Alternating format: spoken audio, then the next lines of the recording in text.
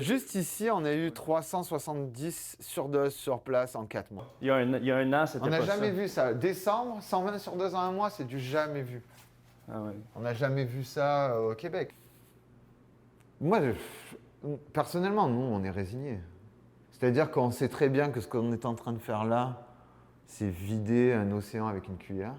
Nos pères des années 80 avaient vécu la même chose avec le VIH. La différence, c'est qu'à l'époque du VIH, il y avait une certaine vague de solidarité sociétale. Il y avait des concerts de soutien, U2, Liz Taylor, etc. Pour les surdoses, c'est la honte. C'est la honte à cause de nos lois. Parce que les drogues sont illégales et consommer de la drogue, c'est considéré comme un acte criminel.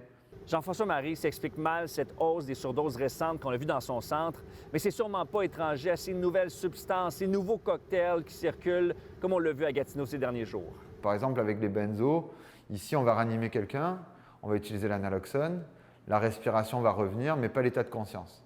Donc la personne va respirer, mais être inconsciente, à cause des benzodiazépines. Là, actuellement, on a une volatilité qui est extrême. Oui, D'abord, le fentanyl, ça n'a pas la même durée. Des rapports de puissance de 1 à 10, 1 à 20, parfois entre chacun. Et le fait de ne pas connaître le dosage avec des substances aussi puissantes, tu meurs, quoi. Il y a une explosion du nombre de kits de naloxone, ce remède contre les surdoses de fentanyl, qui sont distribués dans les derniers mois à Montréal. On va en parler avec l'Association des pharmaciens. Oui, il y a une augmentation dans la distribution de la part des pharmaciens là, dans la province. Oui. Comment on peut expliquer ça? Bien, je pense qu'il y a une conscientisation de la population qui sont plus portés aussi à en parler, à le demander. Donc, on voit là, que dans la dernière année, à peu près 30 000 trousses qui s'est distribué là, en pharmacie communautaire. De ne pas hésiter d'en demander aux pharmaciens, de ne pas hésiter d'aller poser des questions, de ne pas hésiter de vraiment là, aller vers son pharmacien puis en discuter. C'est quoi l'analoxone? C'est important de conscientiser puis de continuer à conscientiser parce que ça sauve des vies. Il y a des gens assez cyniques dans les cercles conservateurs, au début, quand ça a pété en Colombie-Britannique, là, surtout à partir de 2016, qui disaient à un moment donné, les gens vont arrêter de mourir, ils vont tous être morts. C'est faux. Il y a plus de morts maintenant que ce qu'il y en avait en 2016. On parle souvent de la décriminalisation des drogues dures, une manière de sauver des vies pour que les gens ne fassent pas des surdoses tout seuls à la maison.